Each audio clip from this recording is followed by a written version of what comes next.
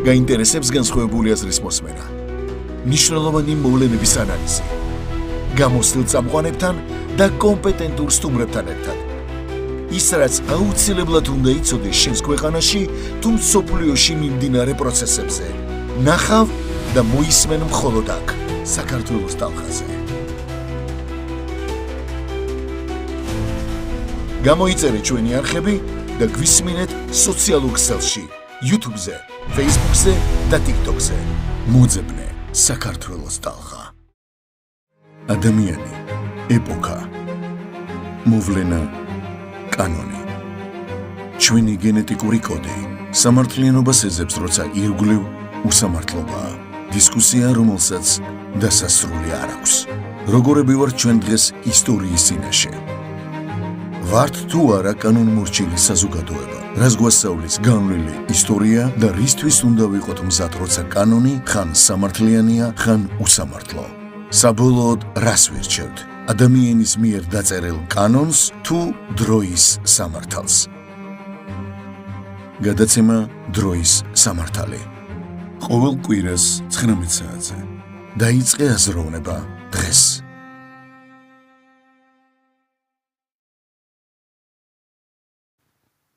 მოგესალმებით ძვირფასო მეგობრებო, დღეს კვირაა და ჩვენი სტუდიის ეთერშია გადაცემა დროის სამართალი.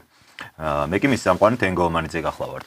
დღევანდელი ეთერი გსურს მიუძღვნათ მე-20 საუკუნის ალბათ ერთ-ერთ უდიდეს ქართველ მოაზროვნეს და მეცნიერს, ისტორიკოს და რუსტველოლოგს პავლე ინგოროყვას, მის ცხოვრებას, მის კვლევებს, შემოქმედებას და იმ მემკვიდრეობას, რაც ამ მართლაც ფასდაუდებელი შრომის ავტორმა დაუტოვა ჩვენს ხალხს და ჩვენს ქვეყანას. ამ თემაზე სასაუბროთ კი სტუდიაში სტუმრად გვეყოლება ეკონომიკის მეცნიერებათა დოქტორი ბატონი დავით გალეგაშვილი. მოგესალმებით ბატონო დავით და დიდ მადლობას გადაგიხდით რომ ხართ ჩვენთან სტუმრად. გამარჯობა ბატონო თენგის. ისე მოხდა ბატონ დავით რომ აი წინა კვირაში გქონდა სხვათა შორის ერთ-ერთ ეთერში საუბრობდით ტაო-კლარჯეთის შესახებ გრიგოლ ხანძთელის ეპოქაზე, იმ ღვაწლზე რაც მაშინდელ აი ამ მოღვაწეებს ჰქონდათ ჩვენი ერის ისტორიაში და საკმაოდ პოპულარული გახდა შემდეგ ეს ვიდეო მაყურებლისთვის. და მაშინვე მოგვივიდა იდეა რომ ხომ არ იქნებოდა საინტერესო ჩვენი მაყურებლისთვის რომ ეს თემა გაგვეგრძელებინა ერთგვარად და რა თქმა უნდა ამ შემთხვევაში თქვენ ბრძანდებით ადამიანი ალბათ რომელსაც თუ კი ვინმე შეიძლება აი ამ თემებზე ვესაუბროთ განსაკუთრებით როდესაც ლაპარაკი გვაქვს პავლე ინგოროყვაზე რომელმაც დატოვა თავისი ფუნდამენტური ნაშრომი გიორგი მერჩულე სადაც სწორედ აი ამ თემების ეს თემები არის მიმოხილული მე-19 საუკუნის საქართველო როგორი იყო მაშინდელი პოლიტიკური ვითარება და ის შეეხება პრაქტიკულად ყველა ასპექტს, ხო? იქ საუბარია გეოგრაფიაზე, საუბარია საგარეო პოლიტიკაზე, ერის ეთნოგენეზისია საუბარი. შეუძლებელი იქნებოდა რომ აი ამ ფუნდამენტური ნაშრომისთვის აგვევლო გვერდი, რადგან ვინდა სწორედ პავლე ინგოროყვამ დაანახა ქართულ საზოგადოებას ალბათ თავისი ნაშრომებით ტაო-კლარჯეთის როლი და მისი როლი აი ზოგადად ერთიანი საქართველოს სახელმწიფოს შექმნაში. ამ თემებზე თქვენ ხშირად საუბრობთ ხოლმე აი რუსთაველთან დაკავშირებით და პავლე ინგოროყვა ცნობილი რუსტველოლოგია, ხო? ამასთან ერთად თქვენი სატელევიზიო გამოსვლების დროს, როდესაც საუბრობთ ვეფხისტყაოსანზე, ხშირად გიხსენებიათ ეს ადამიანი და მისი ღვაწლი და ძალიან მიხარია რომ დღეს გვექნება სწორედ თქვენთან ამ საკითხებზე საუბრის შესაძლებლობა. ალბათ საინტერესო იქნება დავიწყოთ თავად ამ ადამიანის პიროვნებით მისი სახელი პავლე ინგოროყვა ასე თუ ისე ცნობილია ალბათ ქართული საზოგადოებისათვის, ყოველ შემთხვევაში მე ესე მგონია, იმიტომ რომ მე თვითონ არ მაქვს ექსპერტული ცოდნა დაუშვათ ამ საკითხებზე, თუმცა აი თუ კი რამე წამიკითხავს ისტორიაზე, ისტორიულ ფაქტებზე, ხშირად შემხვედრია წყაროში მითითებული, რომ ეს არის პავლე ინგოროყვას მოსაზრება და ანუ ის ასე თუ ისე ცნობილი არის ქართული საზოგადოებისთვის, მაგრამ არის ბევრი ისეთი ნიუანსი, რაზეც ალბათ ყურადღების გამახვილება იქნება საჭირო. რა როლი ჰქონდა, მოდით თავიდან რომ მივყვეთ ამ ადამიანს ჩვენი ქვეყნის ისტორიაში მე-20 საუკუნის პირველ ნახევარში, როდესაც შეგვიძლია ვთქვათ, რომ ეს ადამიანი არ იყო კაბინეტის, ასე ვთქვათ, მეცნიერი. ის ძალიან მნიშვნელოვან აქტიურ სამუშაოებს, მათ შორის პოლიტიკურ საზოგადოებრივ საქმიანობაში ძალიან აქტიურად იყო ჩართული და რამდენადაც ვიცი, ის არის ერთ-ერთი ხელმომწერი საქართველოს დამოუკიდებლობის აი ამ აქტზე და ის ამ ფორმითაც იღებდა ხო ქვეყნის ცხოვრებაში მონაწილეობას. დავიწყოთ. პავლე ინგოროყვა მე-20 საუკუნის ერთ-ერთი უდიდესი ქართველია, როგორც პოლიტიკოსი, პოლიტოლოგი, ისტორიკოსი, ლიტერატურცოდნე და საოცარი აღმოჩენების ავტორი. ამ მასშტაბის სივრცე არც ერთ ქართველს, არც მეცნიერს, არც პოლიტიკოსს არ დაუფარავს. იმიტომ რომ შენ ერთდროულად იყო სახელმწიფო მოღვაწეც და ამ დროს იყო საოცარი, ბევრიდან საოცარი და სხვადასხვა მართულებების მიხედვით აღმოჩენების ავტორი, ასეთი მასშტაბი არც ერთ ქართველს არ შეუსრულებია. პავლე ინგოროყვა დაიბადა ფოთში 1893 წელს და შემდეგ ის ძალიან ახალგაზრდა ყმაწვილი უკვე თბილისში გადმოვა. მას ერთი წელი შემდეგ კიდევ მეორე წელი ნასწავლი აქვს უმაღლესში, მაგრამ ისე მოხდა რომ მას არ დაუმთავრებია უმაღლესი სასწავლებელი არც ვლადიკავკაზში და არც რუსეთში და პრაქტიკულად იყო ადამიანი, რომელსაც ჩვენ რომ ვეძახით დიპლომს, უმაღლესი განათლების დიპლომს, მას ეს არ მოუპოვებია. მაგრამ მისი ცოდნა, მისი საოცარი მიგნებები აღემატება ალბათ 99% აკადემიკოსებისას, ვინც კი ჩვენ ყოლია რა. თუმცა მას აკადემიკოსის ხარისხი ჰქონდა შემდეგ რა. აკადემიკოსის ხარისხი მას არ მისცეს, ის დააყენეს 50-იან წლებში, გალაქტიონმა დააყენა, კონსტანტინე გამსახურდიამ კიდევ ორმა კაცმა დააყენეს და უარი უთხრეს. თქვენ რო ბრძანეთ აი იმ წიგნზე გიორგი მერჩულიზე, რომელიც შეეხებოდა აფხაზეთს, ტაოკლარჯეთს და ქვემო ქართლს. ესე იგი ეს წიგნი მან დაწერა 50-იან წლებში და ეს არის ნაშრომი, რომელსაც შეიძლება გაუტოლდეს მხოლოდ ივანე ჯავახიშვილის ისტორიული შრომები. ივანე ჯავახიშვილი დიდი ისტორიკოსია, ფუძემდებელია ბევრი ისტორიული მიმართულებისა და არა მარტო მისი, ეს უმაღლესი სასწავლებლის აღმაშენებელია შეიძლება ითქვას, უნივერსიტეტი მაქვს ხედულობაში. აი მხოლოდ ივანე ჯავახიშვილი და პავლე ინგოროყვა ჩვენ შეიძლება დავასახელოთ თანაბარ მასშტაბის ისტორიკოსებად. იმიტომ რომ ოღონდ ის ძალიან, როგორ თქვა, ძალიან ფართე არეალით საქმიანობდა ივანე ჯავახიშვილი, ის მართლაც უდიდესია, პავლე ინგოროყვას ჰქონდა შეიძლება ითქვას გარკვეული სპეციალიზაცია, რომელსაც ჯერ არავინ არ იყო შეხებული და მან ის უმაღლეს დონეზე დაამუშავა. ჩვენ ამას ნელ-ნელა შევეხებთ. როგორც პოლიტიკოსზე ვისაუბროთ ახლა, ის ძალიან ახალგაზრდა აღმოაჩინა ექვთიმე თაყაიშვილმა, გაოცებული იყო ამ ყველაფრით 19 წლისამ და თავისთან ყავდა უკვე ის მის დავალებებს ასრულებდა პავლე ინგოროყვა. ლაპარაკია 18 წლის ახალგაზრდა კაცზე 17 წლისაზე და 19 წლისამ პირველი აღმოჩენა რაც გააკეთა პავლე ინგოროყვამ, ეს იყო ჩვენი ჰიმნოგრაფიული პოეზია. ჰიმნოგრაფიული პოეზია, რომ წარმოვიდგინოთ, ახლა ჩვენ ლექს რომ კითხულობთ, იმ ლექს სტროფს გააჩნია ჩარჩოები, იქ სტროფის სტრიქონები ერთმანეთს ქვემოთ მიუყვება. ვინაიდან ადრე პერიოდებში არ იყო ქაღალდის საშუალება და იქ თითოეულ სანტიმეტრს უფრთხილდებოდა მწერალი, ამიტომ მაშინდელი პოეზია იწერებოდა როგორც მოთხრობა. და ეს მოთხრობის სახით დაწერილი პოეზია არ იკითხებოდა როგორც ლექსი. თან ეს ლექსი ჰიმნოგრაფიაზე როცა ვსაუბრობთ, ეს იყო ურითმო ლექსი. აქ რა მეორდებოდა, იცით, წარმოვიდგინოთ, მაშინ იყო 5 სტრიქონიანი სტროფები და როგორც ახლა 4 ხაზიანი რომ წარმოგვიდგენია, მაშინ 5-იანი წარმოვიდგინოთ და დავაკვირდეთ, რაც უნდა დავაკვირდეთ. პირველი სტრიქონის მარცვლების რაოდენობა რო ავიღოთ 5, მეორისა 7, 5, 7, 7, 8, 6. 5 სტროფი იმეორებდა ამ თანმიმდევრობას, როგორც ახლა მე ჩავავთვალე. ოღონდ ეს მარცვლების რაოდენობა სულ სხვადასხვანაირი იყო. შეიძლება პირველი სტრიქონი ყოფილიყო 9 მარცვლიანი, მეორე 7-იანი, 9, 7, 6, 6, 5, მაგრამ იმ პოეტურ ქმნილებაში ეს მეორდებოდა აუცილებლად. ასეთი 1000-მდე ვარიაცია არსებობს და პავლე ინგოროყვამ 17 წლისამ ეს ყველაფერი ამოიცნო. მიხვდა რომ ეს ლექსი უნდა ყოფილიყო. რატომ? იმიტომ რომ ხა მე მაგალითად მომყავს მიქაელ მოდრეკილის ხელნაწერები, რომელიც შემორჩა, იმიტომ რომ ეს არის საოცრად ძვირფასი საგანძური, რაც გადაგვირჩა ქართველებს დღევანდელ დღემდე, მაგრამ სხვა ხელნაწერებიც ხომ არსებობს, იქ გამოიყენებოდა ორი ფერის მელანი, შავი წერტილების სახით და იყო კიდევ წითელი ფერი დავარქვათ ახლა ამას ფერი რო აღვნიშნოთ და ნიშნები იყო სტრიქონების თავზე და სტრიქონების ქვემოთკენ. ვერ ხვდებოდნენ ეს რას ნიშნავდა. აი მე-20 საუკუნის დასაწყისშიც კი ვერ ხვდებოდნენ. 1912-13 წლებში მან ამოიცნო ეს რომ პოეზია, ურითმო პოეზია და გაოცებული დატოვა ჩვენი მაშინდელი დიდი მეცნიერებიც, მათ შორის ექვთიმე დრაღაიშვილიც. შემდეგ აი რაღირებულება ქონდა ამას ესეც რო ვთქვა, მე რამდენადაც ვიცი, მანამდე ყოველ შემთხვევაში ასე მიიჩნეოდა, რომ ქართული ჰიმნოგრაფია არის ბიზანტიური ჰიმნოგრაფიის ერთგვარი ნიმუში. და სწორედ პავლე ინგოროყვას აღმოჩენით დადასტურდა, რომ ეს ბიზანტიურის ასე ვთქვათ გადმოკეთებული ვარიანტი კი არ არის, ეს იყო ჩვენი უნიკალური ჰიმნოგრაფიული ნაწარმოებები, რომლებიც აქ ადგილზე იქმნებოდა და ეს რიტმის სტრიქონების ეს იყო ქართული ენის პროდუქტი, ასე ვთქვათ და არა უცხოეთიდან შემოტანილი და შემდეგ გადმოწერილი, ხო? ბიზანტია დაიბადება რომის იმპერიის დაშლის შემდეგ. ეს ხდება ადრე შუა საუკუნეებში, მე-4 საუკუნე, მე-5 საუკუნე დაეცემა ეს და მოკლედ ბიზანტია ნელ-ნელა იწყებს ახალ იმპერიას ჩამოყალიბებას.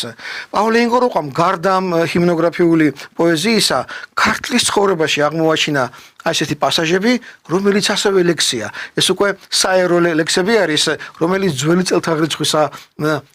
წელთაღრიცხვას განეკუთვნება და პირველ საუკუნეებში.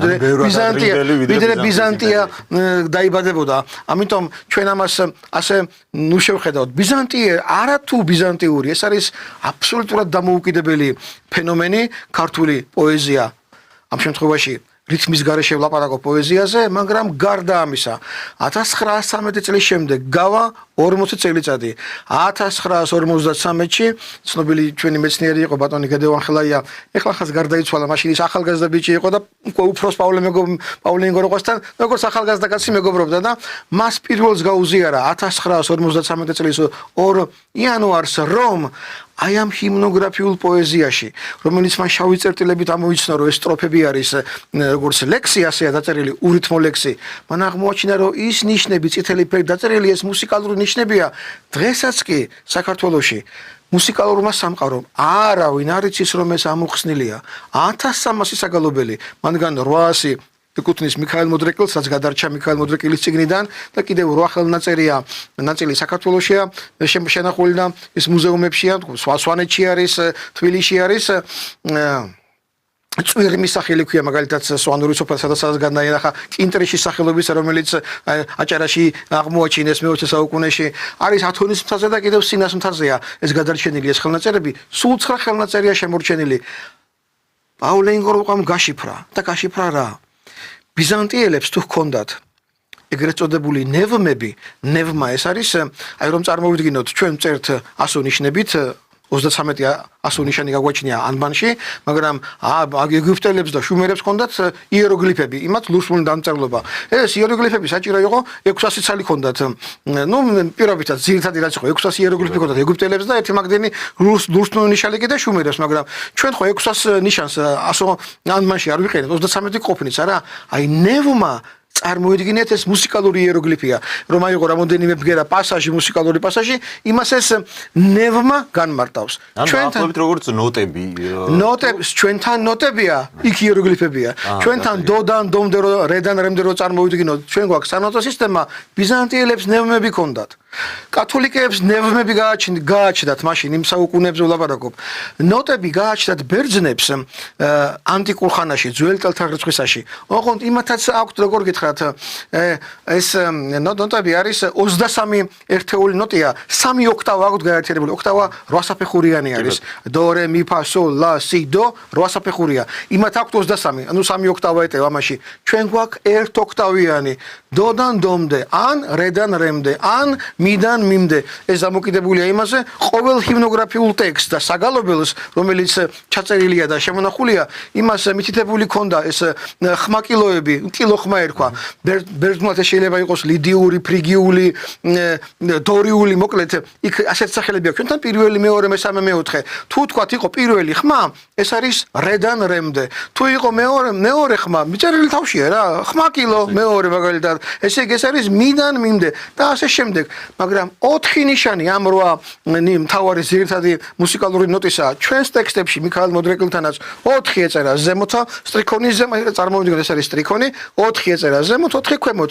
ქვემოდან მოდიოდა, ოღონდ ჩვენთან იყო ნიშნები. აქ დაინახავდი როგორ იზრდება და აქ შენ უკვე ბერძნებს თუ ქონდათ ასო ნიშნება და ყველაფერი დაწერილი. ა ნიშნავდა თქვა დოს, H ნიშნავდა ლას მაგალითად, გამიგეთ? იქ ასო ნიშნით ვერ გაიგებ ხმა აიწევა თუ დაიწევა ხმას როგორ მოძრაობს და ჩვენთან ეს ნიშნები ესე მოძრაობს.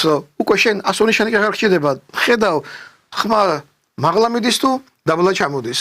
ამიტომ ჩვენი უმაღლესი საფეხურია ბიზანტიელები აქამდე არ არიან. კათოლიკე ეკლესიაში რომ გალობდნენ აქამდე არ მოდიან. თან ჩვენი სამხმიანია მოკლედ. ის სამყარო, ერთხმიანი სამყარო რომელიც იყო, გაცილებით უფრო დაბალ დონეზე დარჩა მუსიკალური ნიშნების მიხედვით ვიდრე ქართული. პაოლემ ხო ამოხსნა ეს ყველაფერი. სახელმწიფო კაპელამ, ცნობილმა ქართველმა კომპოზიტორებმა ეს ყველაფერი გადაიტანეს უკვე თანამედროვე საუნტონის სისტემაზე.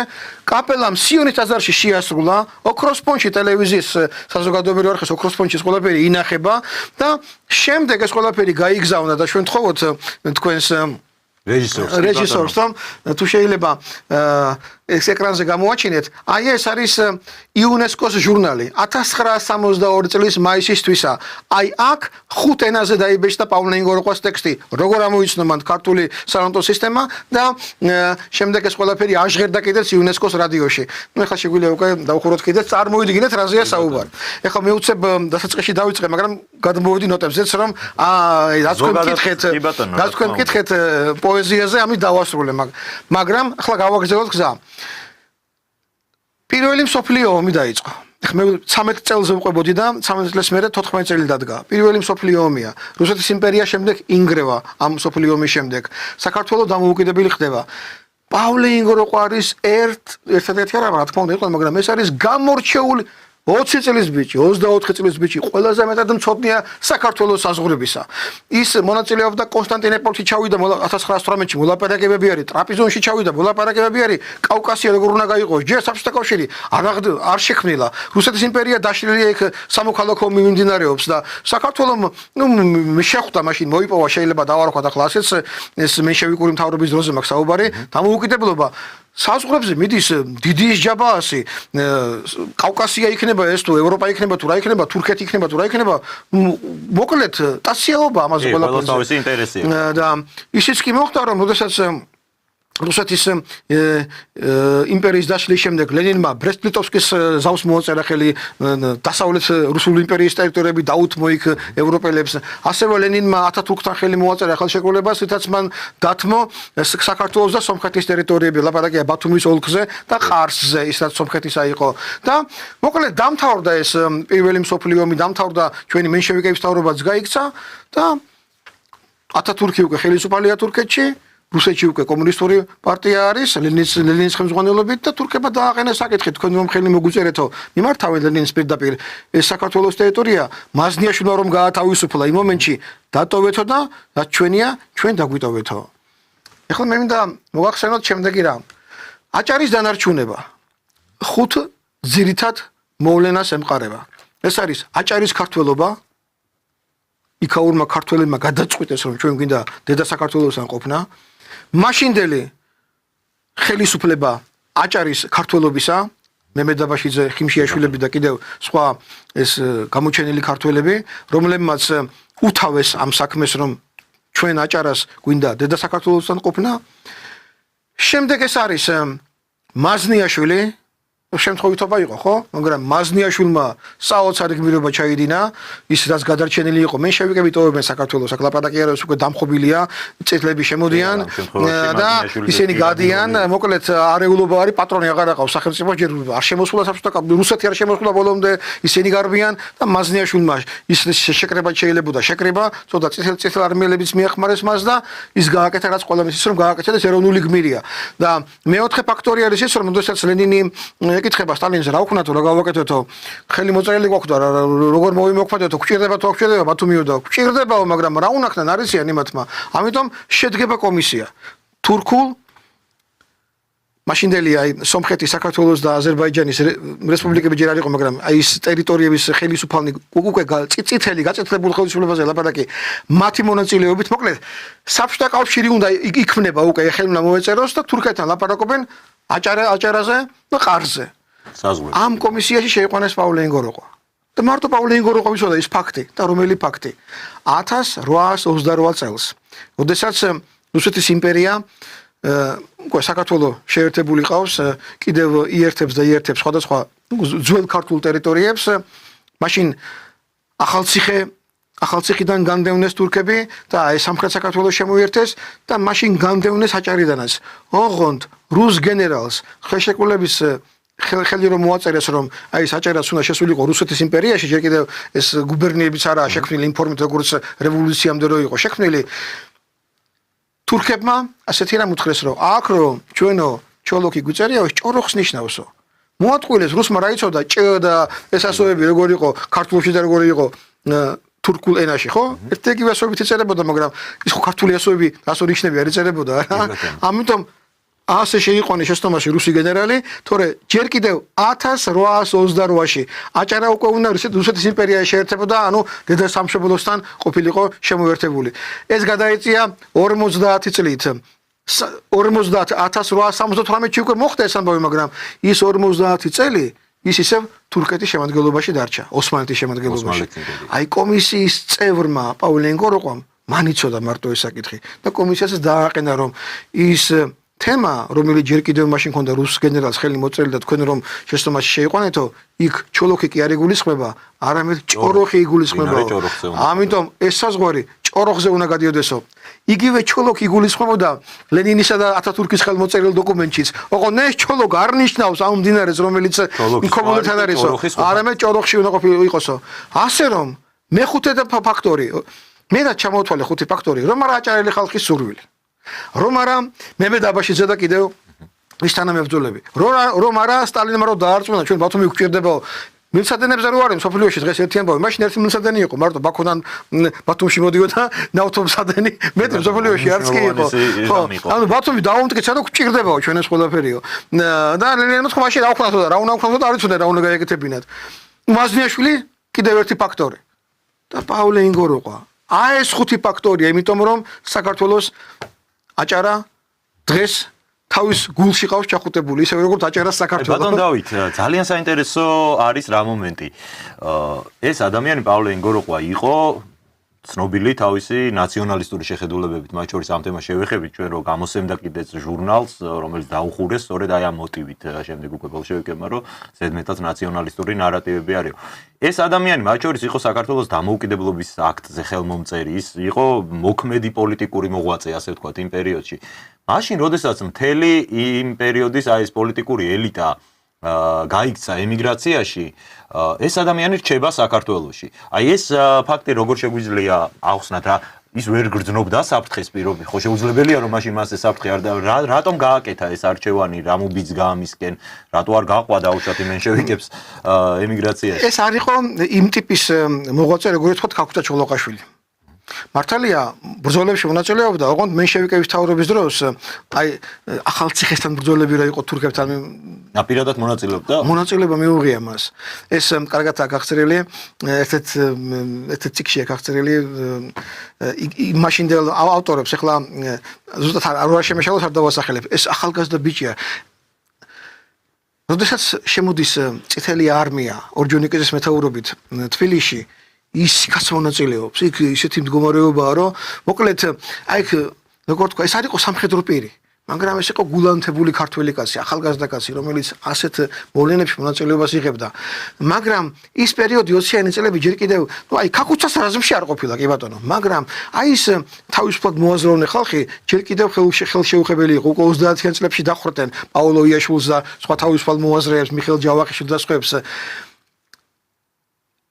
პაოლე ინგოროყვა გადარჩენილია რამოდენიმეჯერ, მათ შორის დახვრეტასაც. მე მოგახსენებთ ასეთ რაღაცას, რომ მისი ცოდნა იმდენად ღირებული იყო, რომ 1934-ში, როცა საქართველოს კულტურის დღეები იმართებოდა რუსეთში, მაშინ სტალინი ხდება ნამდვილია და მას სჭირდება რომ წარმოაჩინოს, რომ კი ბატონო, ის მე რუსი არ ვარ წარმოშობით, მაგრამ მე იმხელა ხალხის შვილი ვარ, რომ ეხლა მთვად ისე მაინც და მაინც უნდა მაკნიებთო. ამიტომ დავალება გაიცა, რომ მომზადებული იყო საქართველოს ლიტერატურის ისტორია, აქ მომზადა და ვიქტორ ოშელეძე იყო მწერალთა კავშირის თავმჯდომარე მაშინ კომუნისტების დროს და მან მომზადა და დახედა სტალინმა ესეთი არ მინდაო, მე მინდა ნამდვილიო, ნამდვილიც შეიძლება დაეწერა და დაწერა პაოლე ინგოროყვამ, რომელიც მე უკვე იქ სტალინსაც წარუდგინეს და რომელიც წაიკითხეს კიდეც მოსკოვში ამ საზეიმო შეხვედრებზე. საჭირო იყო მისი ცოდნა და იმიტომ გადაურჩა ეს 30-იან წლებში დახვრეტას. 50-იან წლებში მაშინ ლევან გოთუა იყო და კიდევ რამოდენიმე კაცზე იყო, იქ გამოძიება მიდიოდა იმ თავისუფალ მოაზრეების, აი 40-იან წლებში მეორე მსოფლიო ომი მიმდინარეობს, რომელი ძალები საქართველოში შეიძლება გახდნენ დასაყრდენი ფაშისტური გერმანიისა. იქ მაშინ მიხა ყოწერეთელია, კედია არის იმ გერმანელების საქართველოში ვინყავთ ამად დამხმარეები და პაოლე ინგოროყვამ მაშინ იცოდა მან განსაზღვრა რომ გერმანია მაინც ვერ გაიმარჯვებდა, იმიტომ კი არა რომ სტალინი უყვარდა საბჭოთა კავშირი. ის არის ერთადერთი ადამიანი, ამ მასშტაბის ადამიანი, დამოუკიდებლობის საგზე ხელმომწერი, რომელსაც თავი არ დაუხრია. ჩვენ ვიცით გალაქტიონი ხო რამხელა პოეტია, მაგრამ გალაქტიონს ლექსები აქვს კომუნისტური პარტიის მისამართით, იმიტომ რომ ეგრე იყო საჭირო, განა გალაქტიონი იყო ესეთი. პაოლე ინგოროყვას არც ერთი რამ არ დაუწერია. ეს იყო მეცნიერი, თავისი კალამი ხმალზე უფრო და מחვილზე უფრო მჭრელი ქონდა და ის შრომაში საქართველოს ცივილიზაციის ისტორიას წერდა. ეს ერთი წიგნად კი არ დაიწერა, მაგრამ აი ეს ფრაგმენტები გიორგი მერჩულე, რუსთველიანა, სანატო ნიშნები, მეფეთასია, ძველი თაღრიცხვის ქართული მეფეთასია, მისი აღმოჩენილია და კიდევ ასეთი ელემენტები, ხეთური იეროგლიფების ამოხსნა და ყველაფერი, ეს რომ ერთად დაიდო, ჩვენ თვალწინ გადაიშალა ქართული ცივილიზაციის ერთიანი ისტორია, რომელიც ასე არ დაწერილა როგორც ერთი წიგნი, მაგრამ რამოდენიმე ნაშრომი აი ამ სურათს ქმნის პირველ შემთხვევაში. რაც სხვა ჯერ არ გაუკეთებია, რომ წარმოიდგინოთ. რამდენიც ვიცი, აი ამ რეპრესიების პერიოდზე როცა იყო საუბარი, მე რამდენადაც მაქვს ყოველ შემთხვევაში ასეთი ცნობა, რომ მაშინ მათ შორის მწერალთა კავშირში გაიმართა სხდომები ხალხის მტრების ბრჭყალებში წინააღმდეგ, საუბარია მიხეილ ჯავახიშვილზე, ტიციან ტაბიძეზე, ბევრ სხვაზე. პაოლე ინგოროყვა იყო ერთადერთიო მაშინ, ვინც საჯაროდ თქვა უარი თავის მეგობრების დასმენას. არა, მე ესე არ ვიცი. ეგ საჯაროდ უარი არ უთქვავს და ეგ არც მწერალთა კავშირს არ ესწრებოდა იმ სხდომებს. ეს არ იყო მწერალთა კავშირი. მწერალთა კავშირი რო დაფუძნდა მენშევიკების დროიდან ინიციატორი იყო პაოლე ინგოროყვა. ის გამოსცემდა ჟურნალ კავკასიონს, რომელიც 24 ნომერი გამოიცა მარტო და 24 წელს კომუნისტებმა ის აკრძალეს, რომ ნამდვილად თავისუფალი არის, იმიტომ რომ იქ დასავლეთ ფრანგული და ბრიტანული მწერლების და პოეტების ისინი ითარგმნებოდა და იწერებოდა, მათ შორის პაოლე მონაწილეობდა. შესანიშნავი ჩახურხაიძეების ისტორია, იქ როგორ შემოუარა დედამიწას ლექსებიდან პაოლე ინგოროყვას ამოხსნა, მან დაიბეჭდება პირველად შემდეგ უკვე სხვა წიგნად გამოვიდა. თვითონ იყო ადამიანი, რომელიც კალმით შრომობდა. ის არ იყო გამოსული მწერალთა კავშირის სხდომებზე 30-იან წლებში. 20-იან წლებში მან გამოსცა ილია ჭავჭავაძის ათტომეული. საქართველოს ხელისუფალი მაშინ ფილიპე მახარაძეა. ფილიპე მახარაძე არის იდეოლოგიური პირადად მკვლელი არის ილია ჭავჭავაძისა. ის იყო ილია ჭავჭავაძის ამ იდეოლოგიური სამზადისის ავტორი, რომელიც მე ახსულდა კიდეც დიდი ილიას მკვლელობით. 20-იან წლებში წარმოგიდგენიათ ვინმეს დაებეჭდა? ათტომეული ილია ჭავჭავაძისა და იმ მაინც განათლებული პირი არ იყო ფილიპე მახარაძე. ის საკადრესთან პასუხიც კი გასცა და პაოლე ინგოროყვა მისი პასუხი გამოიყენა და ამარაც გააკეთა საპასუხო პასუხი. პაოლე ინგოროყვა არის პირი, რომელიც შედის სერგო ორჯონიკიძესთან. მან დაიხსნა პირველად ვაჟა-ფშაველას შვილი, რაზიკაშვილი. რო არ დაიხვედათ, მე ის მაინც დახვედეს. მან დააყენა საკითხი მიხეილ ჯავახიშვილის გადარჩენისა. ეს ასეთი ფაქტი იყო, მაგრამ არა 30-იანებში, როცა ხრეტენ უკვე აი ამ ჩვენ პოეტებს და მწერლებს რეპრესიების დროს. ლაპარაკია 20-იან წლებში. ის იყო, ვინც უთხრა სერგორჯონიკიძეს, რომ საზღვარს იქ ნუატარებთო, ლაპარაკია ყარაიას ველზე, რომელიც დავით გარეჯას რამოდენიმე კილომეტრში კიდე 4300 კილომეტრი არის ყარაიას ველი. წარმოიდგინეთ, დავით გარეჯის პრობლემა ხო თქვენ იცით როგორია რა? ძალიან მწვავე დგას ეხლა. დავით გარეჯიდან ვიდრე ტყვარამდე ყარაიას ველი მაშინ დათმო სერგორჯონიკიძე. აქ ლაპარაკი არ არის 4 კილომეტრზე, რომელიც დღეს მიითვისეს აზერბაიჯანის და წინა ხელისუფლების რაღაც შეთანხმებით რომ მოხდა და რომ ქედზე რო გადაატარეს საზღვარი. ეს 38 წლის რუკებზე ქედიდან 4 კილომეტრში იყო საზღვარი გავლებული. და ეს დათმო მაშინ წინა ხელისუფლებამ და ახლა ქედზე ამოვიდნენ, მაგრამ 4 კილომეტრი კი არა, 4000 კვადრატულ კილომეტრზეა ლაპარაკი. აქ ლაპარაკი დიდ რაიონზე წარმოიდგინეთ, სერგორჯონიკიძე მის დათმო და ამიტომ შევიდა პავლენგოროყო მასთან არის შესული. უბრალოდ ძეგლი არის იქით ტერიტორიაზე, რომელიც იყო მათ შორის დავით გარეჯის კომპლექსის ნაწილი. კომპლექსის ნაწილი, კი ბატონო, ძალიან ძვირფასი ტერიტორიები, იმ დროზე ვლაპარაკობთ ახლა ჩვენ და ამ რამოდენიმე კაც სწორედ რომ პავლენგოროყა ხელმძღვანელობდა უთხრა რომ ამიწას ნუაზლე არ შეიძლება ამის გადაცემაო და გამწარებულმა სერგორჯონიკიძემ უთხრა კიდეც პავლენგოროყას იქ კი არაო თბილისის ცენტრში გაგიტარებ მაგ საზღვარსო რა შუაშია საზღვრებიო ეხლა უკვე საბჭოთა სოციალისტური რესპუბლიკა ჩამოყალიბდაო და საზღვარს მნიშვნელობა აღარ გააჩნიაო პავლენგოროყა ეს კაცი პავლენგოროყა დამოუკიდებლობის აქტზე ხელმომწერი გიორგი მერჩულეს ავტორი ნოტების ამომცნობი შოთა რუსთაველის ვინაობის დამდგენი თქვენ რომ ბრძანეთ ერთ-ერთ გადაცემაში ეს სწორედ უკვე მეორე სხვა ტელევიზიაში ჩვენ ციკლი გვექნება უკვე პირველი გადაცემა იყო შოთა რუსთაველის ვინაობაზე ველაპარაკებთ იქ წამყვანი პავლენგოროყა ამიტომ მის წინააღმდეგ მიდიოდა პრაქტიკულად ბრძოლა ოღონდ დახრტაც გადაურჩა იმ ორი ფაქტი მოგიყევით რა შემთხვევაში და რატომ იმიტომ რომ მან ის მაშინ ვერც კი გამოიჭირეს რომ ვითომ გერმანელების მხარეს ყოფილიყო ის გერმანელების მხარეს არც ყოფილა კაცო ის არც საბჭოური აზროვნების მეცნიერი ყოფილა ერთადერთი კაცი იყო ვისაც თავი არ დაუხრია არასოდეს საბჭოებისთვის და მაგ სამაგალითო პიროვნებაა შეიძლება ითქვას პავლენგოროყა არის მოქმედებით არამედ მისი მორალით მათ შორის და ის არის თავისი მოქმედებით სამაგალითო პიროვნება ეს არის კონსტანტინე გამსახურდიას მეგობარი 4 ჩოხოს სტადიონად გასიქიდან ერთ-ერთი პავლენგოროყა შავშოხაში გამოწყობილი ის არის ზვიად გამსახურდიას ნათლია ზვიად გამსახურდია პატარა იყო ახალგაზრდა კაცი იყო ნუ ახალგაზრდა ბიჭი იყო შეიძლება ითქვას და კონსტანტინე გამსახურდიამ აბასთუმანში ჩაუტანა მაშინ გაუგზავნა წერილები იყო ოჯახიდან მოკითხვა იყო პავლესი და იქ ზვიადის ნათქვამით შეუთვალა აი ზვიადიო შენზე ეს ამბობსო ბიძია პავლესო ვერავინ და ვერაფერი ვერ მოერევაო ზვიად გამსახურდია კონსტანტინეშვილი ხო იყო ის პავლენგოროყას ნათლულიც იყო ის იმიტომ გახდა დიდი პოლიტიკური მოღვაწე ზვიად გამსახურდია მამა რო კონსტანტინე გაყოლებოდა ნათლია პავლენგოროყა აბა რა უნდა გამოსულიყო უნდა დათქვა უნდა თვითონაც უზარმაზარი პიროვნება იყო მაგრამ ეს მოსდევდა მას ეს ყველაფერი პავლენგოროყა და მისი მამა საინტერესოა ვისაუბროთ და მივადგეთ ასე ვთქვათ აი ფუნდამენტურ ნაშრომს რაზეც ჰქონდა საუბარი გიორგი მერჩულე ამ ნაშრომს მე როგორც გამიგია შეფასება ერთგვარი რევოლუციური ნაშრომი შეიძლება უწოდოთო იმ გაგებით რომ თუ კი მანამდე ქართული ისტორიკოსების მკვლევარების აქცენტი ძირითადად იყო ხოლმე აი ცენტრალური ქართლის კახეთის როლზე ასე ვთქვათ პავლენგოროყა იყო ალბათ ერთ-ერთი პირველი ვინც სწორედ ტაო-კლარჯეთის როლი წამოწია ხო ამ ნაწარმოებით და ის შეეხო ისეთ მნიშვნელოვან საკითხებს რომ აი ტაო-კლარჯეთის მხოლოდ რაღაც ისტორიული მხარე კი არ არის ეს იყო ერთ-ერთი ფუძე სადაც საერთოდ აი საქართველოს ერთიანი საქართველოს იდეა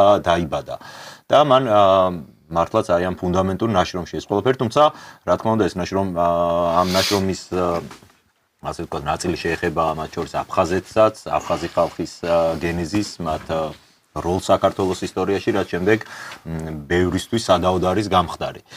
საუბარი რომ წავიყვანოთ ასე ვთქვათ ამ მიმართულებით აი ამ ნაშრომის როლზე რო ვისაუბროთ საქართველოს ისტორიის ცოდნაში და რამდენად არის დღეს ეს შრომა დაფასებული.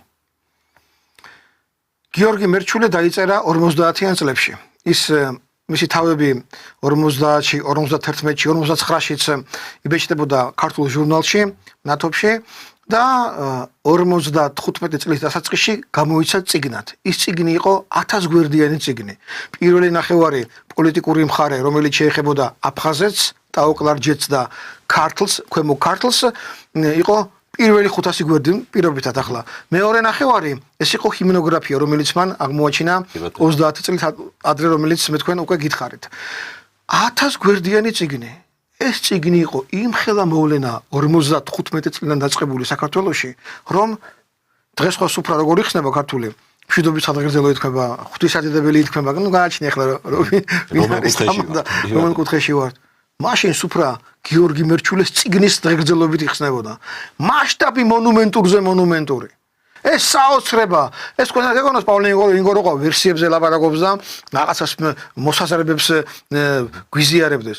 დოკუმენტირებული თავიდან ბოლომდე აფხაზეთის მოსახლეობა ძველი წელთაღრიცხვის მე-6, მე-5, მე-4 საუკუნეებში, პირველ, მეორე, მესამეში, როგორ ჩამოდიოდნენ ადიღეური ტომები, ჯერ დაწყებული ქერჩის მონაკვეთიდან როგორ ივსებოდა უკვე მათგან. ის მანამდე ლაზიკა იყო. იქ ძველი ლაზიკა იყო ქალაქი, ასაც ახლა ტუაფსეს რომ ეძახიან, მასთან ახლოს ძველი ლაზიკა ერქვა. იქ მეგრულად მოლაპარაკე ხალხი, მეგრელები ცხოვრობდნენ, კაცო. ქართველების სიამაყეა სამეგრელოც და ლაზიკაც, ხო? საქართველოს ზოგადად ქართველობის მწვერვალი შეიძლება და არ ვქვა, მას ის მთელი დასავლეთის სამყარო ჩათვალეთ, რომ მაქედან მომდინარეობს დაწყებული მედეანდან და კიდევ უფრო ადრინდელი აიეტიდან და იქიდან მოყოლებული. დასავლეთ ევროპა და ყველაფერი რაც ევროპულია, ეს მეგრულ საწყისებზეა აღმოცენებული, რომ წარმოიდგინოთ. და ქართულზე კიდევ მთელი აქეთა კონტინენტი, რომელიც აღმოსავლეთში არის. ხლა მას ოდახანი შევეშვათ. დოკუმენტები, ბერძნული ისტორიული წყაროები, ყოველი საუკუნით ვინ რას როგორ აღწერს. იქ მაცხოვრებელი ტომები არანაირი აფსუა დღეს რომ აფხაზები ქვიათ, ან ჩერქეზი, ან ადიღე ტომები იქ არ ცხოვრობდნენ. მათ შემოსახლება ლაპარაკი არის დღევანდელ ტუაფსეს რაიონზე და სოჭის იქთა ტერიტორიებზე დაიწყო ამ წელთაღრიცხვის პირველ საუკუნეში, მეორეში, მესამეში. აქამდე მათ მოაღწიეს უკვე შუა საუკუნეებში სოჭის და გაგრას ტერიტორიას. შემდეგ ნელ-ნელა მოდიან და უკვე მე-14 საუკუნეში ჩდებიან სოხუმის თავზე ვაუყვებით ჩვენ რიწის ტბისკენ ვაუყვებით იქ ფსხუს დასახლება მე-15 მე-16 საუკუნეიდან შემოდიან. აქედან მე უკვე ჯიქების სახელით ცნობილი ტომი შემოდის სოჭის მხრიდან. აი ეს პროცესი აღწერილი აქვს პავლე ინგოროყვას აქ. და პავლე ინგოროყვას მიერ ეს აღწერილი ეს წიგნი იმ მასშტაბის არის, რომ სოხუმში ამ წიგნის დაბეჭდიდან რამოდენიმე თვეში ამ წიგნის კოცონზე დაწვა დაიწყეს აფხაზებმა. სომხები ჩაჯაყდნენ, იმიტომ რომ სომხები ჩვენ გედავებიან გოგარენი არისო, კომოკარტლი, ტაოკლაჯეთი სომხური არისო, დოკუმენტებით უმაღლესი კლასის ისტორიკოსია პავლე ინგოროყვა. ეს ყველაფერი აღწერილია, ტაოკლაჯეთი დაცულია, აფხაზეთი დაცულია, კომოკარტლი დაცულია. მასთან მოპაექრე არც ერთი, არც სომეხი, არც ნებისმიერი, არც აფხაზი, არც რუსი ვერ გამოდგება ვერაფერში. ამიტომაც არის რომ არა მარტო მაშინ დაწვეს წიგნები, დღესაც კი პავლე ინგოროყვას ჟრჟოლით ახსენებენ დღევანდელი აფხაზები ვინც გამოდიან. პავლე ინგოროყვას ვინც მიყვებაო, ესენი არიან ჩვენი მთავარი მტერიო. ქართველებმა არაფერი არ იციან. ახალგაზრდა კი არა.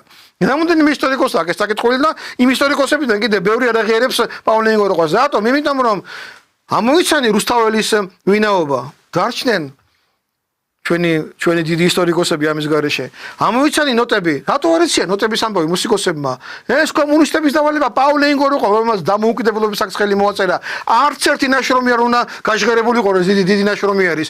მთელი 70 წელი ბრძოლა მიდიოდა პავლე ინგოროყვას შრომების წინააღმდეგ. აი მის მიმართ ესეთი მისი კრიტიკოსები, ასე ვთქვათ, სწორედ აი ამას უსვამენ ხაზს, რასაც თქვენ შეეხეთ, რომ მან შექმნა ისეთი ნარატივი აი კონკრეტულად აფხაზებთან მიმართებაში, რამაც შემდეგ გააღვივა ეთნოკონფლიქტიო. აი ეს არის მის მიმართ ასე ვთქვათ ბრალდება, რაც მე მომისმენია, თუ შეიძლება ამას უწოდოთ ბრალდება, მაგრამ თუ კი ეს არის დასაბუთებული და დოკუმენტირებული ეს ნარატივი კი არა, მაშინ გამოდის რომ ეს არის ისტორია. დოკუმენტირებულია.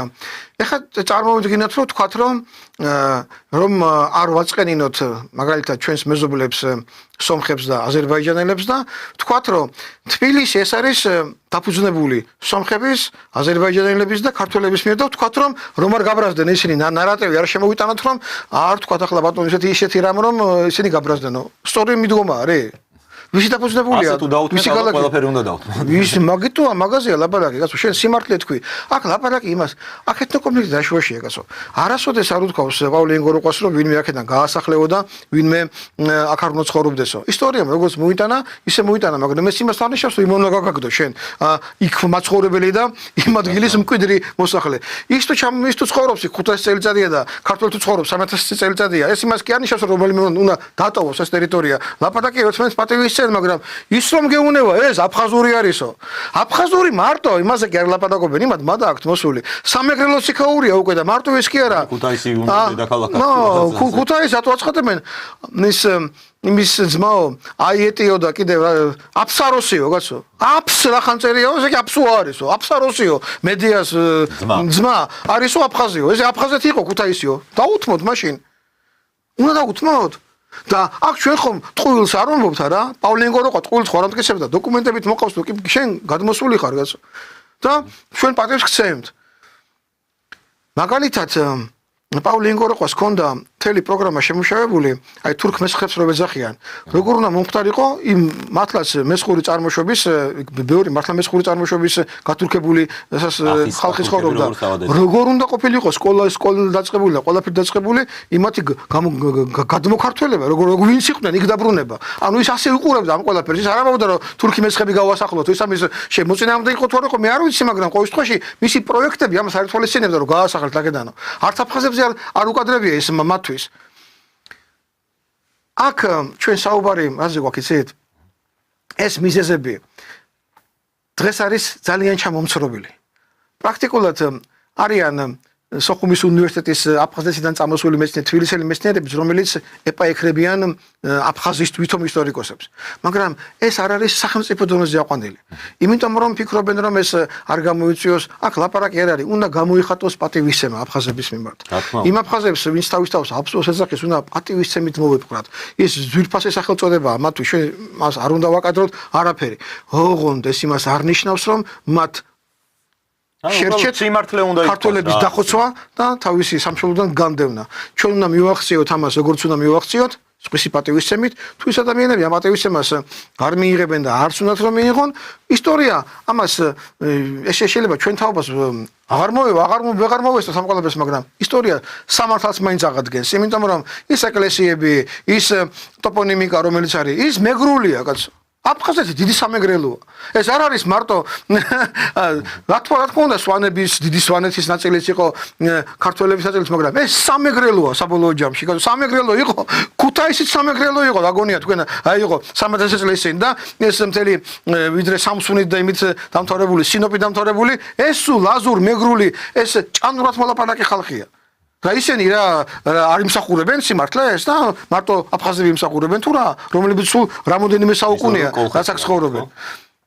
ისტორიული კოლხეთი და აქ თუსაც ჩვენ ლაპარაკობთ იმაზე, აქ 500 წელს და 8000 წელს კი არა აქ მნიშვნელობა. პატივისცემა უნდა ყოველას, მაგრამ ნუ მომკლავდა ნუ გამაგდებ, ჩემი აშენებული ეკლესია, იქ ქართული წირვა დგებოდა, ქართულ ენაზე დგებოდა, კი იყო სამეგრელო, მაგრამ იქ გადაწყვეტილება ასე იქნა მიღებული, სწორედ რომ კოლხეთის სამეფოს პერიოდში ის ქართული ენით აღევლინებოდა წირვალოცები. ეს ერთიანი სამყარო, ერთიანი ორგანიზმია. იქ ეს იმას კი არ ნიშნავს, რომ მეგრელები უფრო მეტი ქართველები არიან, ვიდრე ჩვენ, იმიტომ რომ უფრო მეტი ქართულ ენას ფლობენ ქართულსაც და მეგრულსაც. ჩვენ მეგრული არ ვიცით, ნორმალურია ახლა ესა? არა, გეთანხმებით რა თქმა უნდა და ასე რომ არის ხოლმე საუბარი რომ აი თუნდაც სკოლებში უნდა ისწავლებოდეს. მე ძალიან მომხრე ვარ ამისი იმ რეგიონში რა თქმა უნდა, იგივე სვანურ ენასთან დაკავშირებით, იგივე მეგრულ ენასთან დაკავშირებით, ეს სხვა ენა კი არ არის, ჩვენი ენაა, ეს იგივე ქართული ენა არის, ხო მართალი არის. ქართველური ენები ქვია ამას. ხოლმე დაპირისპირება საზოგადოებაში მე ძალიან მიკვირს და მას სამეცნიერო წრეებში ამას ქართველური ენები ქვია, მაგრამ ჩვენ მას შეგვიძლია ვუწოდოთ ქართულსაც იბერიული, მეგრულს და ლაზურს კოლხური. შეიძლება ყველა ერთად ეწოდოს კოლხური იბერიული და არა მარტო ქართველური. აქ ტერმინის მნიშვნელობა გააჩნია. რომ ამბობთ რომ ეს ქართული ენა, ეს არ არის სწორი განსაზღვრება. იმიტომ რომ ქართული ენა, მეგრული ენა. სვანური ენა. ქართული შეიძლება დაარქვა, როგორც სამეცნიერო ტერმინი. კი ბატონო, მაგრამ რომ თქვათ კოლხური იბერიული რა, არავე დაშავდება ამით? უფრო მომღონიერდები და უფრო მეც გავიგებ და როდესაც ჩვენ მეგრულ ენაზე ვლაპარაკობთ ლაზურზე და სვანურზეც სოფლიო ტოპონიმიკის და სოფლიო ენების, დიდი ენების, ინდოევროპულის, ამერიკელი ინდიელების და აზიელების და იმათი მეგრული ენა გასაყებია და როგორ უნდა ამოხსნა შენი ქაური ხა ჩვენ პავლე ინგოროყოს მართლა დავშოვდეს მაგრამ ლაპარაკმა მოიტანა ხო რომ მეგრული ენა გაგიმარტავს ხო იცით იარაღი ამერიკული ინდიელებისა თომაჰოკი ხა ტამაგა უკროიზახია თომაჰოკი ნაჯახი რომელიც ნაჯახი ხო იცით როგორ ნაჯახიც არის ხო იცით თავი რო გადაპარცული ინდიელებს ყოველთვის იროკეზი ხო იროკეზი და სულ ისეთი იპარსავდნენ ისინი თავს ამ ნაჯახით და თომაჰოკი ატოქია ისეთ თმა არის მეგრულად ხოკი კიდე ხოკვა ანუ გაპარსვა მეგრული სიტყვებია თომაჰოკი ინდიელებმა არიციან არც ამერიკელებმა არიციან არც არავინ არ იცის საინტერესო კი ასობით სიტყვა მეგრული ენა განმარტავს ყველაფერს კანადაზე ხო ლაპარაკი უნდა რომ წაიღოს ახლა ტრამპა იქ ალბერტას ტერიტორიები იქ მეზობლად არის კიდე მანიტობას პროვინცია უზარმაზარი პროვინცია ამდენი ტბა იცით იმ მანიტობაში 110,000 ტბა არის კანადის ერთ პროვინციაში და მანიტობა ქვია იმ პროვინციას და მანიტობა რას ნიშნავს იცით ლაზურად მანი ის ინგლისური მენია ბევრი ეს არის ხშირად უწყვეტად ტობა კიდევ ტბა არის ტობა ვარჩხილი ხომ გაგიგია მანიტობა ბევრი ტბა არის მეგრული სიტყვა ინდიელებმა დაარქვეს თავის პროვინციას მეგრული განმარტავს იმ ინდიელებმა არიციან ხლა ამას თავი დავანებოთ ხლა გადავედი მაგრამ არ დაგვაუწყდეს რომ პავლე ინგოროყო არის ხეთური იეროგლიფების ვინც ამოხსნა ეს ციგნი არ დაბეჭდილა კომუნისტებმა ეს ეგნიც არ დაბეჭდეს გიორგი მგელაძეს აქვს ჩემთვის მოთხრობილი გიორგი მგელაძე ეს თვითონ ცნობილი რეჟისორია მისი მამა გუგული მგელაძე კიდევ უფრო ცნობილი რეჟისორია ფესვების ავტორი და ეს ადამიანები პავლე ინგოროყვა გუგული მგელაძე და გიორგი მგელაძე ერთ სახლში ცხოვრობდნენ იმიტომ რომ გუგული მგელაძე პავლე ინგოროყვას სიძე იყო გიორგი მგელაძე პავლე ინგოროყვას შვილიშვილია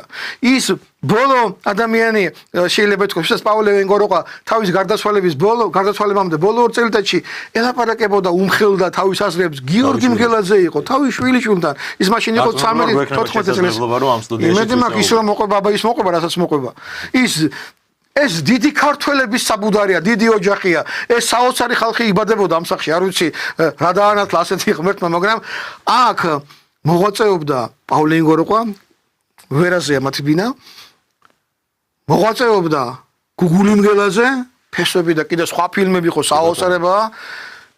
გიორგი მგელაძე მოღვაწეობს დღესაც, მისი შვილი ლუკა მგელაძე, კიდევ შვილიშვილი საოცრება ხდება მოკლედ ამ ოჯახში და თუ დაუძახებთ ბატონ გიორგის და გაესაუბრებით, ძალიან კარგი იქნება. საინტერესოა თქვათ, აი რამ გამოიწვია? კაი, მაშინ გავიგეთ, რომ იყვნენ კომუნისტები და მათ ასე ვთქვათ, იდეოლოგიური წინააღმდეგობა ჰქონდათ შეიძლება ამ ნაციონალისტურ ნარატივებთან, როგორც აღიქვამდნენ ყოველ შემთხვევაში პავლე ინგოროყვას შრომებს და მაშინ გასაგებია რომ ხდებოდა ბრძოლა. მასთან პირდაპირ ბრძოლა ამ სიტყვის პირდაპირ გაგებით რომ აი თქვენც თქვით არ უბეჭდავდნენ წიგნებს, ან ხდებოდა ცენზურა ამ ყველაფრის, დახვრეტას გადაურჩა ადამიანი. დღეს ხო არ დამოუკიდებელი სახელმწიფო. დღეს რატომ არ ხდება? ანუ რატო არის მისი როლი ერთგვარად? არ ვიცი, ჯერ თუ დამეთანხმებით ამ შეფასებაში, რომ მისი როლი არის ერთგვარად დამცირებული, შეკვეცილი, მაშინ როდესაც შეიძლება რომ მისი შრომები გახდეს ბევრად უფრო მასშტაბური, ასე ვთქვათ, ფართო საზოგადოებისთვის ცნობილი ხდებოდეს ამ ყველაფრის პოპულარიზაცია. დღეს ხო მაინც ვართ დამოუკიდებელი ქვეყანა და დღეს ხო წესით სახელმწიფოსთვის უნდა პირდაპირ ჯდება პავლე ინგოროყვას შრომები პირდაპირ დამოუკიდებელი თან იმ პრობლემების მქონე ქვეყნისთვის, როგორც ჩვენ ვართ, რომელსაც აქვს დემოგრაფიული კრიზისი, რომელსაც აქვს კულტურული კრიზისი, საკუთარი თვითშეფასების კრიზისიც კი ალბათ, ხო? იმიტომ რომ მე ბევრჯერ ამ ქვეყნიდან ხალხი გარბის ნაცვლად იმისა, რომ გვესმოდეს, რომ ეს არის ჩვენი სახელმწიფო და პირიქით აქ დამკვიდრებაზე ვიყოთ ორიენტირებული. აი პავლე ინგოროყვა არის სწორედ ალბათ ის მეცნიერი, ის ავტორი, რომლის მიერ შექმნილი ეს შრომები პირიქით უნდა გამოიყენოს სახელმწიფომ ესეთ დროს. დღეს რა ხდება, რატომ არის მისი როლი ერთგვარად დამცირებული, თუ შეიძლება რომ ეს ტერმინი ვიხმაროთ. პავლე ინგოროყვას წინააღმდეგ ჩვენ თქვით, რა ძალები მოქმედებდნენ. ის ისტორიკოსები არც არ დასულან. როგორია ახლა შენ კომუნისტების დროს რომ იყავი ისტორიკოსი და პავლეს წინააღმდეგ რომ წერდი. ესეთები იყვნენ მაშინ. 80%, 90%. პავლე ინგოროყვას რუსთველი ენას მაგალითად გვერდს უმაგრებდა სიმონ ყაუხჩიშვილი, გიორგი ახვლედიანი, ნოდარ დუმბაძე, გიორგი ლეონიძე და კიდევ იყვნენ ხალხი. მაგრამ ეს ხალხი თუ იყვნენ 10, მის მოწინააღმდეგეები იყვნენ 100. დიდი ჩვენი მეცნიერები. მე ხლამებს არ ვლაპარაკობ, არ მინდა რომ ეს თემა შემოვიტანო. ეს ცხოვრება მეც რო ყოფილიყავი, შეიძლება იმ დროს მეც მოწინააღმდეგეთა რიგაში აღმოჩენილიყავი. დიდი ხალხია ლაპარაკი იქა. აქ სამეცნიერო პაიქრობა მიმდინარეობს. ანუ აქ მე არ ვლაპარაკობ რომ ვინმე ცუდი იყო და ვინმე კარგი იყო. მე ვლაპარაკობ რას იყო ამ შემთხვევაში. და ამას იმიტომ არ ვამბობ რომ ვიღაცა დავამცრო. არც ერთის დამცრობა არ შეიძლება. იმიტომ რომ ისეთი რეჟიმი იყო, მოკლედ დავანებოთ ახლა ამას თავი. დღევანდელ დღეს აი ეს ისტორიული ტრადიცია გრძელდება. პავლე ინგოროყვას ჯერ კიდევ არ იღებენ. ვის აღარ შევხვდი. ფილმი, დოკუმენტური ფილმი გადავიღე პავლე ინგოროყვას, მედაროსი კოძნელაძემ, პავლე ინგოროყვას მიერ აჭარის საკითხზე, იმავე ფილმში არის მუსიკალური ნოტების ამოხსნაზე. დოკუმენტური ფილმი არსებობს. თუ თქვენ აჩვენებთ დოკუმენტურ ფილმებს, მე შემიძლია გითხრათ და გაუშვით ამისი შეფასება. 9 საათიანი ფილმი შესანიშნავია. დიდი სიამოვნებით, კარგია რომ პირდაპირ ეთერში გითხარი და აუცილებლად. პავლე ინგოროყვა არის მასწავლებელი რამაზ პატარიძისა. რამაზ პატარიძეს იცნობთ თქვენ? იცით რამაზ პატარიძის ღვაწლი როგორი არის? რამაზ პატარიძე არის ავტორი წიგნისა ქართულია სომთავრული. ქართულია 10 წელი ჩემი მასწავლებელი იყო პავლე. ბატონი რამაზი გარდაიცვალა 5 წლის წინ და მასზე 1 საათიანი ფილმი გავაკეთეთ. ქართულია სომთავრული ანბანი. ეს არის კაცობრიობის ინტელექტის მწვერვალი. რომელსაც არ აღიარებს ჩვენი მეცნიერება. ეს არის ეგვიპტური ცივილიზაციის და შუმერული ცივილიზაციის მათი საღვთო პანთეონების ნაერთი, უზუსტესი კალენდარი, ასტრონომიული კალენდარი და კიდევ საოცრებად და საოცრების მთელი კასკადებია 35 ქართულ ასომთავრულ ასო ნიშანში. არ აღიარებენ ამას. ამას შემდეგ მოყვება ამ ასომთავრულზე ალიკო ცინცაძე ხომ გაგიგიათ? ალიკო ცინცაძეს ახლა მე არ ვიცი, მაგრამ უცებ მიხვდა ვიღაც ერთი ადამიანი და მას უკვე ფაკულტეტი შეიქმნა მისი სწავლების გავრცელებისთვის, უკვე რაღაც სიახლეები ხდება, რაღაცა იხსნება ახლა. ალიკო ცინცაძემ აღმოაჩინა რომ არა მარტო კალენდარია ამ ასონიშნებს ჩადებული, არამედ ჩვენი ქართული, მეგრული, ლაზური და სვანური ენები მათემატიკაზეა აგებული. შინაარსია აგებული, მეგრული ღორონთ ღმერთი ღორონთ რომ ავიღოთ ღ ო რ ო ნ თ და ყველა ასონიშნავს ხო თავისი ნომერი გააჩნია მწკრივში. აი თავისი რიგითი ნომრით, ადგილით ღ არის 25 მაგალითად, ო არის მე-16 ასე რომ შეკრიბო 99-ს მიიღებ და მათ გააჩნიათ ასევე რიცხვითი მნიშვნელობა მაგალითად რ მე-19 და 100 უდრის, მე მოდის 200, 300, 400. მოკლედ რიცხვებიც იქიდან დგებოდა. ჩვენი კალენდარი ჩ ღ რაღაცა რომ ეწერებოდა ქართლის ცხოვრებაში. ამას ნიშნავდა ჩ იყო 1000 მაგალითად და ღ იყო მაშინ ესეთი რიცხვების სისტემა არ არსებობდა. ეს ასონიშანს რიცხვი შეესაბამება. რიცხვები რო შეკრიბო 999-ია. 99-ის და 999-ის შემთხვევითობა არის 100 მილიარდში ერთი. ან უნდა იყოს 100 მილიარდი ანბანი რომ ერთი სიტყვა ესეთი გამოიტანოს, ან ერთ ენაში თქვა მეგრულში უნდა იყოს 100 მილიარდი სიტყვა რომ შემთხვევით ეს კომბინაცია დაჯდეს. ეს ალიკო ცინცაძეს აღმოჩენა ერთი ასეთი ასობით სიტყვა ქართულში, მეგრულში, ლაზურში და სვანურში. ეს არის სისტემური. ეს სისტემურია ყველაფერი. ეს აღემატება ყველას და ყველაფერს. რომელი ფინიკიური ანბანი, რომელი ბერძნული ამბავი, რომელი ისინი პატარა ბავშვებიც კი აღარ არიან ამ ფონზე, ეს გიგანტია. საჭიროა ბატონი პავლეს ცხოვრების შრომა, ასე ვთქვათ, მათ შორის მიეძღვნა იმას, რომ დაედასტურებინა, რომ ქართული ანბანი ბევრად უფრო ძველია, ვიდრე ამ ამასაც გეტყვით ახლა როგორ დადასტურდა, ეს კიდევ ერთი საოცრებაა. ახლა ამასაც მოგიყვებით. ჩვენ დრო რამდენი დაგვჭირ, რამდენი გვაქვს? გვაქვს, გეტყვით. მე შეიძლება დავამთავრებ ამას. კიდევ უზარმაზარი ჩვენი მეცნიერი ანა მესხი, რომელიც ასევე პავლე ინგოროყვა, ერთ-ერთი წყარო მისი წიგნებისა, რომელიც გამოიცემა ლინგვოკულტუროლოგია.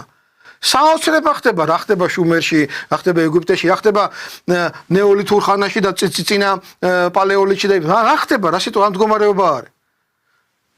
ქართველური არის განსაზღვრელი მთელი პროცესებისა.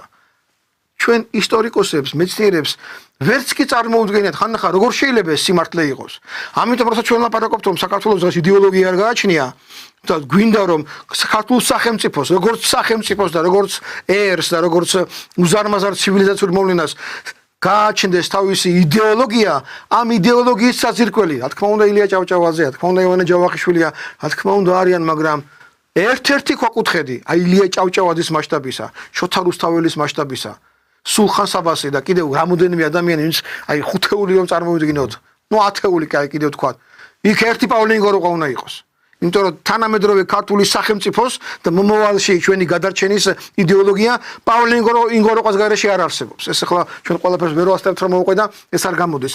რაც შეეხება ანბანს, არმასთან იყო გათხრები 1940 წელს, იქ საოცარი აღმოჩენები ამოვიდა, მათ შორის არის ერთი ლანგარი, დაახლოებით ასეთი ზომის ლანგარია, რომელსაც ორენოვანი წარწერა გააჩნია. მე ფლავიოს დადე, ჩუქნი ბერსუმა პიტიახს ამ ლანგარს. მოკლედ ბერძნული წარწერაც არის, მოკლედ იმაზე და არამეული წარწერაც არის. თუ მოკლედ ბერძნული წარწერა არის იქ რა. თავარი წარწერას რომ ბერძნულად წერია ყველაფერი. ფლავიოს დადე ისტორიული პირია, პირველი საუკუნისა, ბერსუმა პიტიახში ისტორიული პირია, პირველი საუკუნისა, როგორც ჩვენ წყაროებში, ასევე უცხოურ წყაროებში ესენი მოიხსენებიან. და დგინდება რომ ეს ლანგარი პირველ საუკუნეს ეკუთვნის და ამ ფლავიოს დადე ამის სიტყვები ამის სახელი იწყება ფ-დან და д-დან ფლავიოს დადე ბერსუმა პიტიახში ბ და პ-ს ფ დ ბ პ-ს ასე რომ წარმოვიდგინოთ გადასცა საჩუქრად ლანგარი. აი ეს წარწერა რომ წარმოვიდგინოთ ლანგარზე, აი ამ წრეზე, ასია გვერდზე, კიდეზე დაწერილი. ხოლო შუაში ცენტრში რომ წარმოვიდგინოთ, აი ცენტრში ამათ წარმოვიდგინოთ. აქ არის 4 ნიშანი. ორ-ორი შეერთებული, ამას ლიგატურა ქვია. ფლავიოს დადე ფ დ ფ და დ რომ ერთად შეაერთო, რო წაიკითხავ ფ-საც და д-საც, ლიგატურა ქვია ამ მეთოდს. და მეორე არის ოღონდ ეს კი არ წერია ზუსტად. ეს წერია და ეს წერია. როცა იყო ეს ლანგარი ფლავიოს დადესი, ფლავიოს დადემან მისმა ქვეშემდომა ფ და დ ამოტვიფრა ლიგატურით ასე დაწერა, როცა გახდა დაჩუქეს და ბერსუმა პიტიახში გახდა, ეს ლაპარაკია ქართლის მთავრებზეა ლაპარაკი. ერთმა მთავარმა, მეორე საჩუქრა მეორე მთავარს. იქ კიდევ იმან ბ და პ დაწერა ოღონდ აქ თუ ესე წერია, აქ ესე წერია. 4 ასო ნიშანი, ასო მთავრული პირველი საუკუნისაა უკვე. რა ლაპარაკობ ზულზე და ზულზე ლაპარაკია უკვე. ივანე ჯავახიშვილმა დაწერა. ქართული ასოებია. ქართული ასო მთავრული და შესრულებული და ეს ლანგარი სადებს ესეით. საქართველოს ეროვნულ მუზეუმში, რუსთაველზე. რომ ჩახვალთ მთავარ საგამოფენო დარბაზში. შეხვალთ თუ არა მარჯვენა კედელზე ეს ყველაფერი ჩამოკიდებული. საინტერესოა, მაშინ ჩვენ რატო გვასწავლიან რომ ყველაზე ძველი ბოლნისის იონი. საინტერესო კი არა, ეს არის ამოსაძირკვი ყველაფერი უკვე. ბოლნისის დაწარი კიდევ ის რამოს პატარაძემ აღმოაჩინა, ის არა მე-5 საუკუნისა. იქ ვინც მოიხსენიება, ის არ არის ის კაცი, ვისაც მოიხსენია, ის უფრო ადრე ცხოვრობდა. ის კიდევ უფრო ადრეული საუკუნეებისა არის და არა მე-5 საუკუნისა მომწერენ.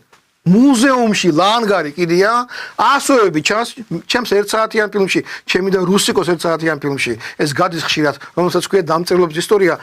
ამას ყვებიან ლანგარს აჩვენებენ, ასოების დაწერილია. პირველი საუკუნეა. მუზეუმშია ჩამოკიდებული. მეტი რა უნდა გააკეთოს ადამიანმა, კაცო. ძალიან საინტერესოა.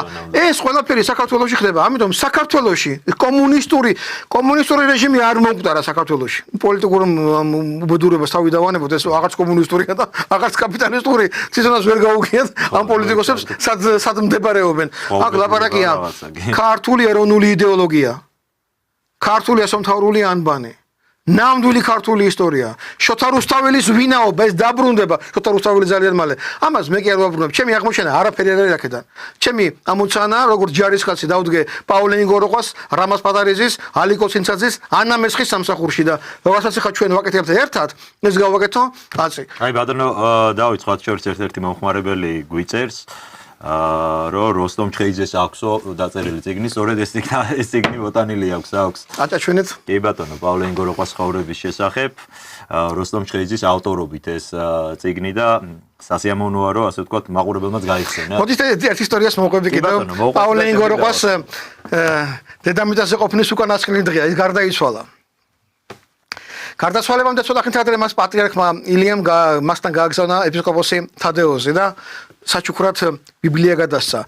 თადეოზმა მუხლი მოიყარა მის წინაშე, აი იმ სახლში, სადაც დღეს გიორგი მგელაძე ცხოვრობს, იმ სახლში ხდება ეს ყველაფერი და ეს პატრიარქის საჩუქარი მიართვეს, უკვე ავად არის, უკვე 90 მიტანებული არის პავლე ინგოროყვა. და შემდეგ ასეთი ისტორია ხდება. პავლე ინგოროყვა რო გარდაიცვალა 1993 წლის ნოემბერში. გადაწყდა რომ ის დაეკრძალათ დიდუბის პანთეონში. სახლიდან გადაასვენეს მწერალთა კავშირში. თავისუფლების მოედანთან. და როსტომ ჩხეიძემ, ნიკოლოზ ანებლიძემ, მერაბ ღაღანიძემ, ლადო ჭელიძემ, რომელთაც პავლიკიანელებიც კი ერქვათ ახალგაზრდობაში, პავლეს მიმდევრები იყვნენ ისინი და ამიტომ მათ მოაწყეს საღამო პავლესი 1980 წელს, როდესაც აკრძალული იყო პავლე ინგოროყვა. პავლე ინგოროყვა აკრძალული მარტო იმით კი იყო, რომ გიორგი მერჩულე მის ტომეულებში არ დაიბეჭდა. აკრძალული იყო ეს ადამიანი, რომ გამოჩენილი იყო, ყოფილიყო, ლექციები წაეკითხა, არ შეიძლებოდა. ის იყო უარყოფილი კომუნისტების მიერ. დამოუკიდებლობის საკითხზე კაც ხელი აქვს მოწერილი. როგორ წარმოგიდგენთ კომუნისტები ხლა იმას გამოუშვებენ საზოგადოებასთან. და ამ ახალგაზრდა კაცებმა, ასევე ოჯახის წევრებმა, გუგული, გიორგი მაშინა 14 წელს იყო ახლა გიორგი ამ გადაწყვეტილებას თქმა უნდა არ მიიღებდა, მაგრამ გუგული წინ ვინც მოუძღოდა ამ პროცესიას. უშიშროებას ჰქონდა ეს ყველაფერი კონტროლის ქვეშ აყვანილი დაკრძალვის პროცესი. მათ ვერ წარმოედგინათ, რომ ეს მოხდებოდა, რაც მოხდა და მოხდა. თავისუფლების მოედნიდან დიდუბის პანთეონამდე ხელით მიასვენეს პავლე ინგოროყვა. გაგიჟდა, გადაერია სპეცსამსახურები, რომ გაეჩერებინათ პროცესია. რუსთაველზე მიდიან. გააჩერეს მთაწმინდისკენ შეატრიალეს ეს სასახლე. პავლე ინგოროყვას მიასვენებენ. ადის როსტომ ჩხეიძე ადის იქ ხაშუეთის ზარს რეკავს. მოკლედ. მერაბ კოსტავადას ვეთ გამსახურდა და კიდევ ისენდები რომ დაიჭირეს. იქ იმ დროს იყო ორი მოვლენა კიდევ.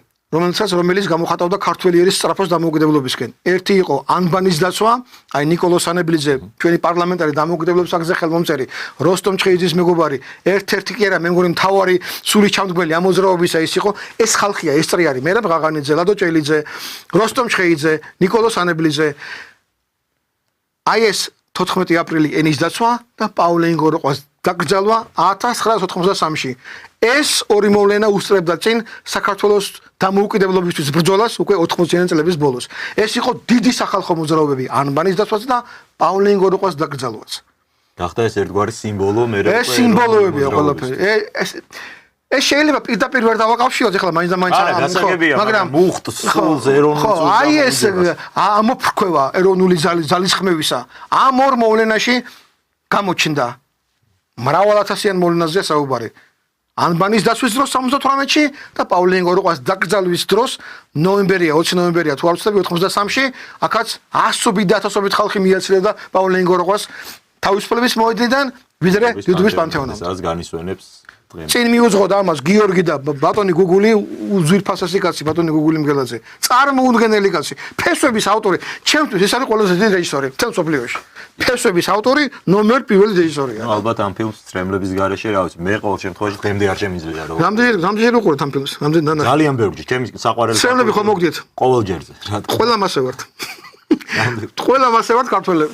დიდი მადლობა ბატონ დავით, უღრმესი მადლობა, მართლაც ძალიან საინტერესო საუბრისთვის და მოხარული ვარ, რომ მოგვეცა შესაძლებლობა აი მართლაც აი ამ უდიდესი ქართველის შესახებ, თუნდაც მცირე მეტრაჟიანი გადაცემა მაინც გავუკეთებინა, თუმცა ასევე ვისურვებდი და დავიტოვებ იმეც, რომ მომავალში გვექნება შესაძლებლობა, რომ აუცილებლად. არაერთი, იმიტომ რომ აქ იმდენი მნიშვნელოვანი თემა ითქვა, მათ შორის ამ გადაცემაშიც, რომ ალბათ თითოეული თემა ის იყოს პირველი, ასე ვთქვათ, შესამზადებელი გადაცემა და შემდეგ შევეცადოთ, რომ რა შეიძლება მეტი და მეტი თემა გავშალოთ. დიდ მადლობას გადაგიხდით და დაგემშვიდობებით გისურვებთ წარმატებებს. შევახსენებ ჩვენს მაყურებელს, ჩვენი გადაცემის სტუმარი იყო ეკონომიკის მეცნიერებათა დოქტორი ბატონი დავით გალეგაშვილი. იმედი მაქვს მოგვეწონათ ჩვენი საუბარი და გვერდებით რომ მომავალში ამ თემატიკას არაერთხელ შევეხებით კვლავაც. დიდი მადლობა და დაგემშვიდობებით ხვალამდე კარგად გრძანდებოდეთ. ნახვამდის. გადაცემა დროის სამართალი. დაიწყე აზროვნება დღეს.